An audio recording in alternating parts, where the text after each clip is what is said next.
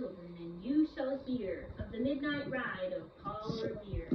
On the 18th of April in 75, hardly a man is now alive who remembers that famous day and year. My name is Lane Conley, and I'm going to spend the next few minutes discussing the story of Paul Revere's famous midnight ride. I will review what Henry Wadsworth Longfellow got right in his historical poem, what he got wrong, and why this poem and event matters so much for our history. I'll begin by briefly telling you the story Longfellow put into his poem. Paul Revere was a messenger for the American colonists. It was his dangerous job to warn the Patriots from Boston to Concord that the British were coming to seize their weapons store. He had arranged a signal with someone inside a local church steeple. One if by land and two if by sea, and I on the opposite shore will be ready to ride and spread the alarm through every Middlesex village and farm, for the country folk to be up and to arm. Revere got the two-flash signal that the soldiers were coming by sea. He crossed the river in a boat and then jumped on a horse on the other side. He outrode two British soldiers chasing him and warned important colonial leaders John Hancock and Samuel Adams, who would have been surely taken prisoner.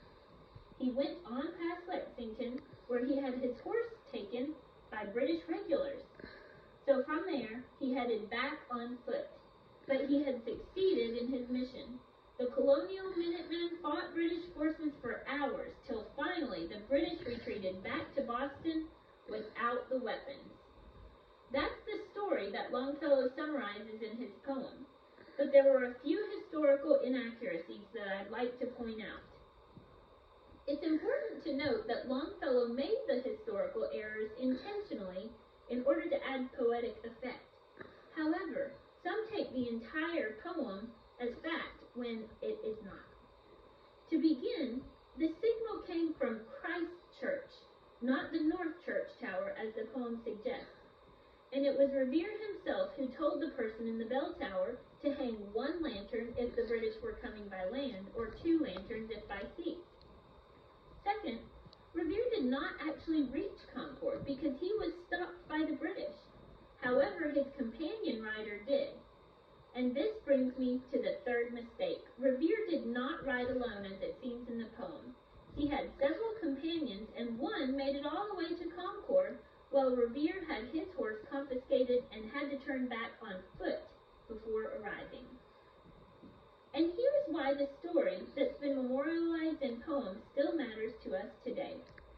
This battle, even though lives were lost, showed both the colonists and the British that the Patriots were willing to fight and die for their cause.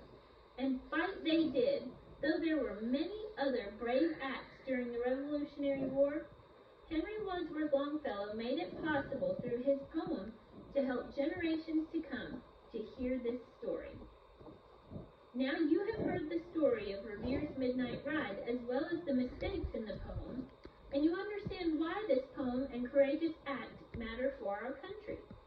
I'd like to conclude by quoting a statement and a wish from Longfellow's poem.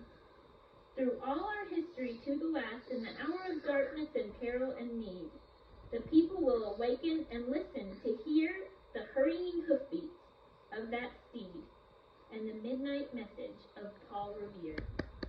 May we all be awakened in the hour of darkness to respond to our country's call to defend its freedom.